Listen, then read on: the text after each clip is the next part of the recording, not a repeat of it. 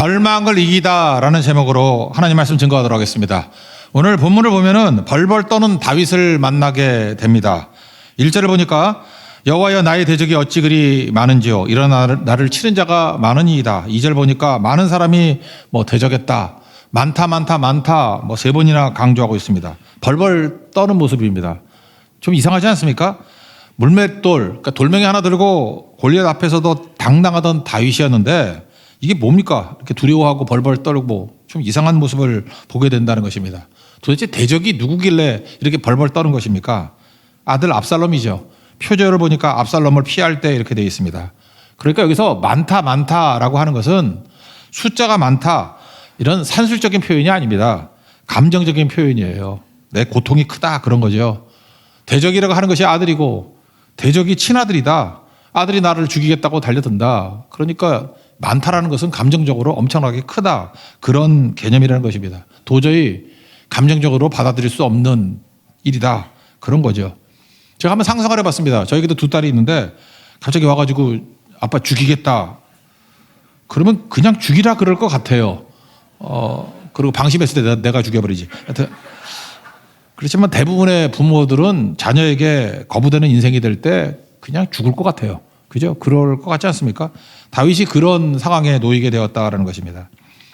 추석 명절입니다. 가족들 만납니다. 좋기만 하겠어요? 가족으로 인해서 오는 고통이 되게 심합니다. 그죠? 만나서 기쁨도 있지만 또 벌써부터 걱정하는 사람도 있어요. 또 만나고 또 뭔 일이 벌어질까 이런 거.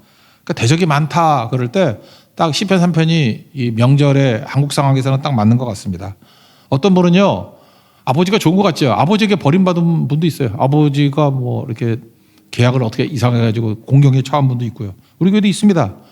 어머니가 거부한 분도 있어요. 어머니가 이렇게 뜯어만 가고 버리고 되게 아파하는 분이 있고 또 자녀가 거절했던 경우도 있고 그렇습니다. 어쨌든 가까운 가족으로부터 버림받을 때 무너지게 된다라는 것입니다. 다윗은 지금 아들에게부터 도망치는 상황 아닙니까? 그러니까 마음이 무너지는 상황이라는 거예요. 2절을 보니까 많은 사람이 나를 대적하여 말하기를 그는 하나님께 구원을 받지 못한다 하나이다. 상황도 어려운데 또 주변에 있는 사람들까지 수군수군 됩니다. 여러분이 신앙인들 아닙니까? 신앙인들에게 있어서 진짜 무서운 게 뭐죠? 하나님께 버림받았다. 또 그다음에 또 성경을 또 인용해 또 멋지게 장로님이나 권사님들 이렇게 표해. 촛대가 옮겨갔다. 어쩌자는 거야, 그죠? 저 사람한테는 촛대가 옮겨갔다. 이래요. 날개가 꺾였다. 이젠 끝이야. 재기 못해.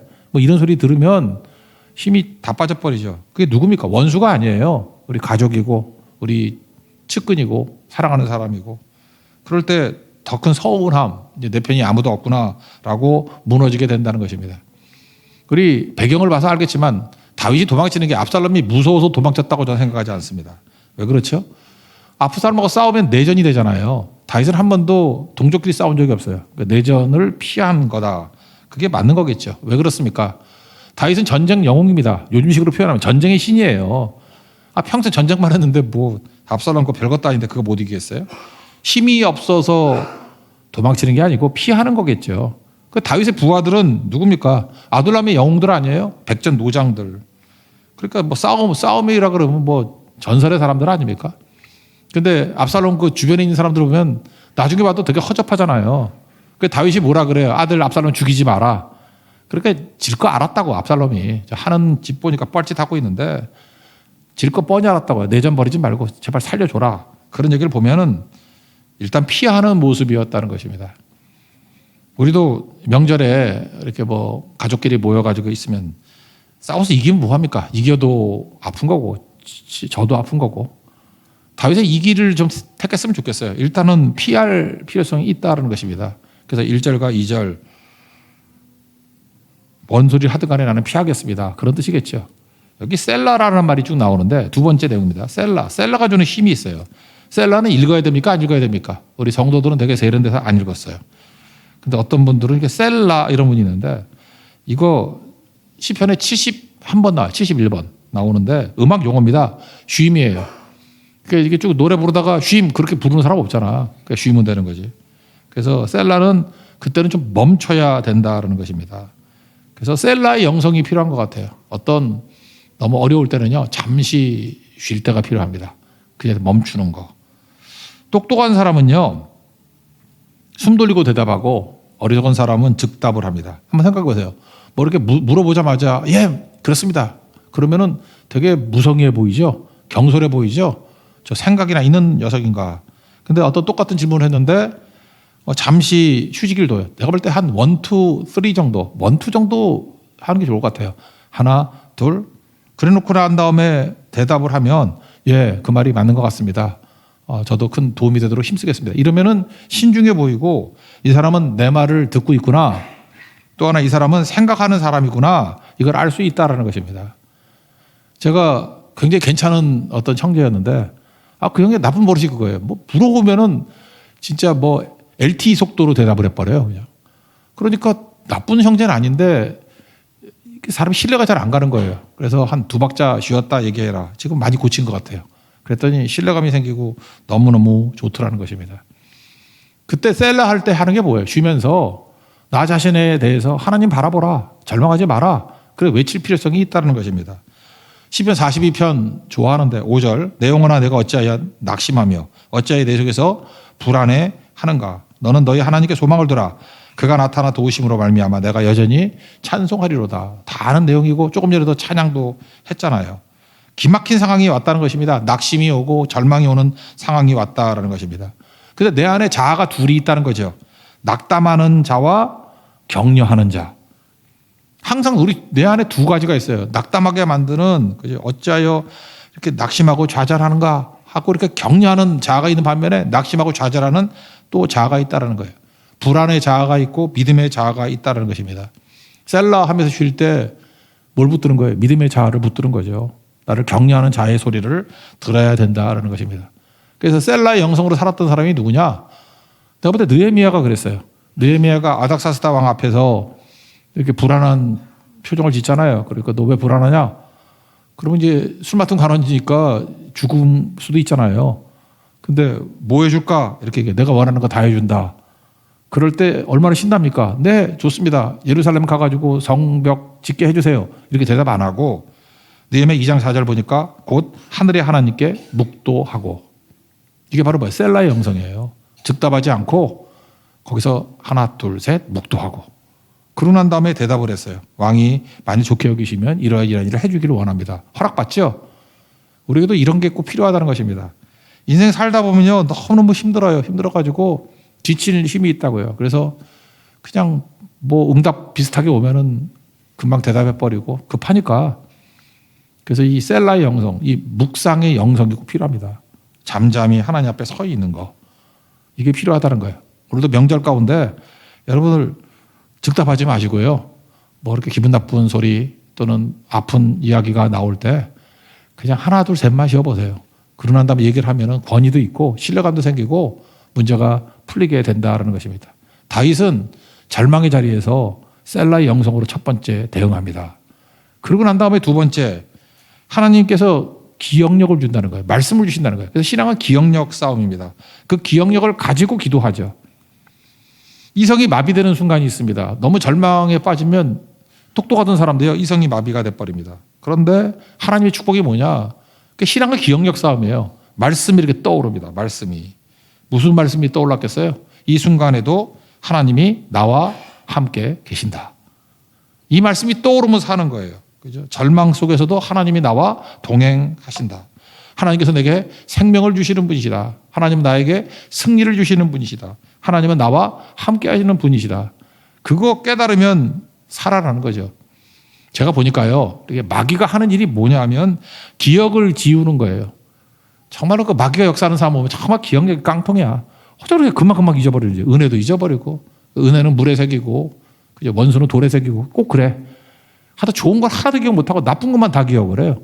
그 많은 좋은 것들이 있는데 어떻게 그건 하나도 기억을 못하고, 좀 마귀가 새겨준 돌에 새긴 것 같이 원수나 같겠다 그러고 있냐고요. 그러니까 그것 때문에 자기도 괴로워하는 거야. 잠 못 이루고. 마귀는 기억을 지우는 일을 합니다. 근데 성령께서는 우리의 기억을 생각나게 만드신다라는 것입니다. 너무 충격받으면 머리가 하얘진다 그러죠. 그런 거 경험해 보셨습니까? 충격을 콱 받으면 아무 생각도 안 나요. 머리가 하얘져요. 그래서 기억이 안 나요.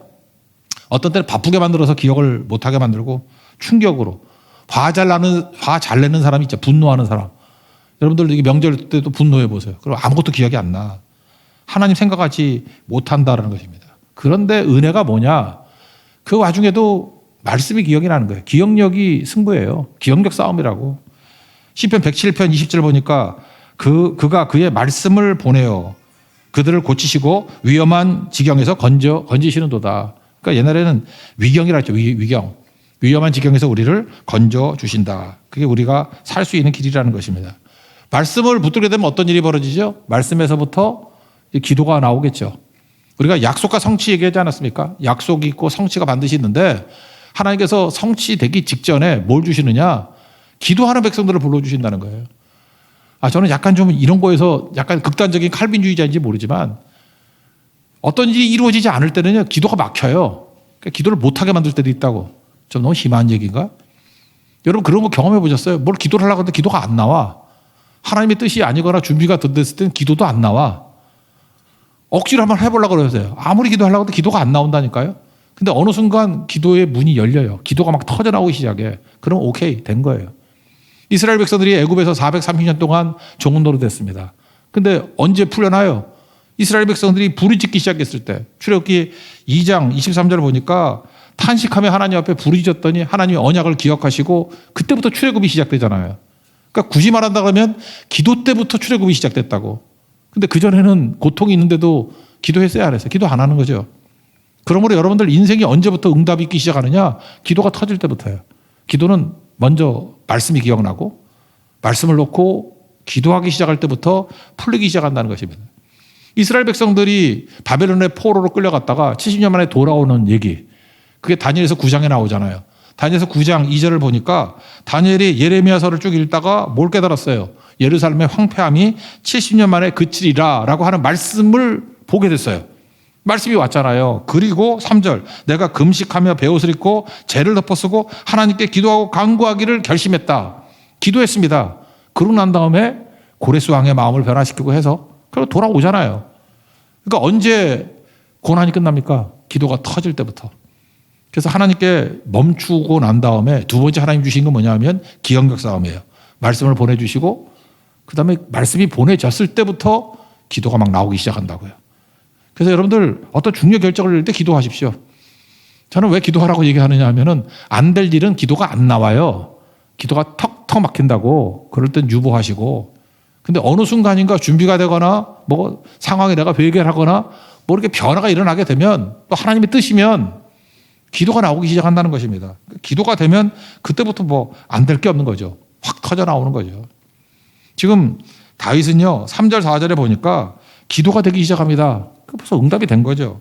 여호와여 주는 나의 방패시오 나의 영광이시오 나의 머리를 드시는 자입니다. 주는 나의 목소리로 여호와께 부르시니 그의 성산에서 응답하셨다. 이런 말씀이 나와요. 이게 원문을 보면 주는 나의 방패시오 이거보다는 나를 둘러싼 방패라고 번역하는 게 더 맞는 것 같아요. 그래서 새 번역을 보니까 주님은 나를 에워싸주는 방패입니다. 그러니까 이렇게 대적이 오면 방패가 한 면만 막고 있는 방패가 아니고 앞면, 뒷면, 양옆면 사방을 막는 그런 방패 있죠.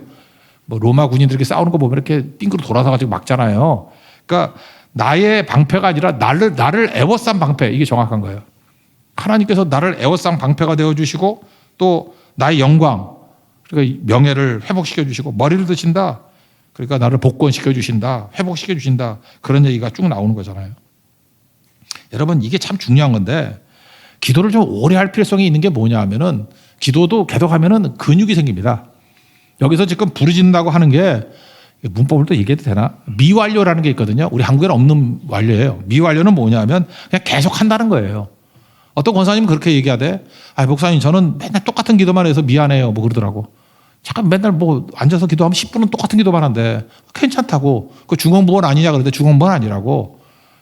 어떤 기도 제목이 있으면 그거 될 때까지 하나님 반복적으로 미완료예요. 계속 지속적으로 반복적으로 기도할 수 있습니다. 그 기도가 응답이 되죠. 그러면 하나님께서 기도를 바꿔주셔요. 여러분 그런 경험 많이 안 해보셨어요? 기도가 이루어질 때까지 계속 미완료예요. 계속 지속적으로 기도할 필요성이 있다고. 응답이 되면 바꿔주신다니까요. 계속 할 수 있을 때 뭐가 생기는 거예요? 기도에 근육이 생긴다는 것입니다. 그래서 여러분들 항상 기도하는 몸으로 만들어야 돼요. 기도하는 몸 만드는 거. 우리 뭐 육체적으로도 못 만든다 그러잖아요. 기도하는 몸을 만들어야 된다고. 왜 그러냐? 큰 어려움 당하면요. 일단 기가 막혀. 기가 막힌 적이 있으시죠? 기가 막히면은 입도 막혀요. 말도 안 나와. 그럼 당연히 기도도 막히고. 근데 어떤 사람이 거기서부터 이기기 시작하느냐? 기도하는 몸으로 만든 사람들은 기도가 나와요. 그래서 여러분들 지금 평상시에 항상 준비해야 될 게 뭐냐면, 하나님, 내가 기도하는 사람 되기를 원합니다. 기도하는 몸이 되기를 원합니다. 기도의 근육 갖기를 원합니다. 그러면 그대로 뚫리기 시작한다는 거예요. 다시 정리하면 우리 절망의 자리에 놓이게 됐죠. 우리 가족들이 나를 어렵게 만들고 일단 멈추십시오. 그저 이렇게 쉬는 셀라의 영성을 갖는 게 필요해요. 그러면 하나님께서 기억력 싸움에 말씀을 주시고 그걸 놓고 기도하는 근육이 생기고 기도하는 몸으로 만드신다는 것입니다. 그래서 응답이 되는 거죠. 그 다음 단계, 응답까지 기다리지 말고 응답 받은 것처럼 행동하라는 거예요. 다윗이 이게 강했어요. 응답이 아직 다 되지 않았다 할지라도 응답 받은 것처럼 행동을 했다라는 것입니다. 다시 말해서 해결 받은 사람처럼 행동하라. 이게 중요한 거죠. 여러분, 도망 다닐 때 제일 힘든 게 뭐죠? 잠을 잘 수가 없습니다. 불안해서. 근데 다윗은 다 맡기고 잠을 자잖아요. 5절 보세요. 내가 누워 자고 깨었으니 여호와께서 나를 붙드심이로다. 그러니까 아직 응답이 안 됐는데 응답 받은 사람 같이 행동을 하죠. 주님께 맡겨버리고 자버리죠. 제가 옛날에 그 청년들 강의할 때, 그 남녀 데이트 할 때 뭐 강의 때 그런 거 얘기했어요. 여자가 남자를 별로 신뢰하지 않으면 남자 꼴 보기 싫으니까 자동차 타고 잠만 자요. 얘기하기 싫으니까. 그런 거 아세요? 잠만 잔다고? 그러면 남자는 어떻게 생각하느냐? 이 여자가 나를 무시한다고 생각하지 않고 얼마나 나를 믿으면 이렇게 잠을 잘까? 더 신뢰감이 생겨요. 그래서 제가 딸들에게 맨날 얘기했어. 누가 같이 있으면 그냥 잠이나 자라. 무심하게 해라. 너무 이렇게 애착 두지 말고. 그러면 남자가 사랑을 느낀다. 그러다가 이제 교제하다가 사랑하게 되고 뭐 결혼하게 되고 하면은 남편이 죽으면 안 되잖아. 남편이 다치면 안 되잖아. 그래서 잘해도 안 자고 계속 깨가지고 잔소리하기 시작하는 거예요. 아, 그렇게 하면 어떡하냐고. 뭐 다치면 어떡하냐고. 그때 남자는 뭘 느끼는지 알아요? 이 여자가 얼마나 나를 못 믿으면 이렇게 잔소리하나. 그러니까 여자분들 반대로 나가야 돼요. 무심해지십시오. 그리고 맡겨버리라고. 그럼 뭐 신뢰감이 생겨 더 좋아진다고요. 똑같은 원리가 하나님과 우리 사이에도 나타나게 된다는 것입니다. 다윗은 뭘 잘했는지 알아요? 하나님을 믿었어요. 그리고 맡겨버리고 잠이나 자버리잖아요. 내가 누워 자고 깨었으니. 하나님 붙드시는데 뭘 걱정을 해. 자는 거죠. 그때에 하나님께서 일하기 시작한다라는 것입니다. 그러니까 이게 되게 중요한 거죠. 여기서 중요한 메시지. 문제 없는 사람은 없다라는 것입니다. 문제 없는 사람이 어디 있어요? 문제는 다 있지. 근데 문제는 뭐냐? 맡길 분이 있는가 없는가의 차이점이에요. 우리는 문제가 있더라도 맡길 분이 있잖아요. 하나님이 계시죠? 맡기고 자는 거예요. 근데 맡길 분이 없는 사람들은 못 맡기겠죠. 그러니까 힘든 거죠. 시편 55편 22절 내 짐을 여호와께 맡기라. 너를 붙드시고 요동함을 영원히 허락하지 아니하신다. 그러니까 하나님께 맡기는 게 최선의 길이라니까요. 맡기면은 하나님이 붙들어주고 주의 손이 우리를 붙들어주시고 요동치도 않는데요. 시작에 예수님 마태복음 11장 28절 수고하고 무거운 짐들아 다 내게로 오라. 쉬게 한다 그러잖아요. 쉬게 한다. 내가 너희를 쉬게 한다. 그러니까 믿음이 뭐예요? 맡기고 쉬는 거예요. 맡기고 쉬는 거. 그러니까 우리가 어떻게 살아야 되겠습니까? 이제 하나님 앞에서 셀라의 영성 멈추고 하나님께서 우리에게 말씀이 기억나게 만든다. 기억력 싸움이에요. 그리고 기도의 근육을 가지고 부르짖었어요. 그 다음에 우리는 어떻게 해야 돼요? 행동이라고 행동. 응답 받은 사람처럼 행동하십시오. 문제가 해결된 것처럼 행동하십시오. 그게 뭐예요? 맡기고 자는 거예요. 평안함이 있는 거예요. 샬롬이 있는 거라고. 그러면 늘 승리하겠죠. 그러면 사람이 어떻게 변화가 되느냐? 상황은 하나도 변화 안 됐잖아요, 지금. 다윗이 어떻게 변화되는지를 보면 6절.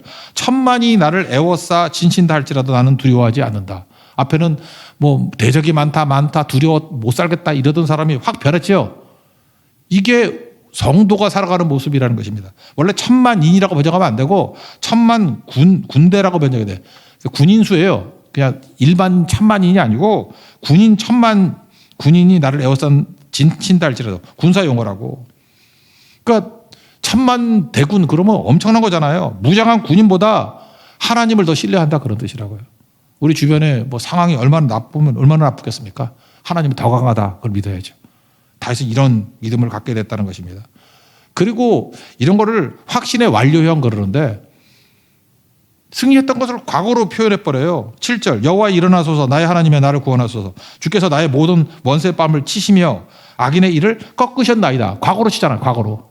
이게 과거인 이유가 뭐예요? 미래가 그렇게 할 것인데 너무 확신이 있어가지고 과거로 표현했다고요. 우리도 확신에 차면 그러잖아요. 너 죽었다. 뭐 죽여버리겠다 그 뜻이죠. 그죠?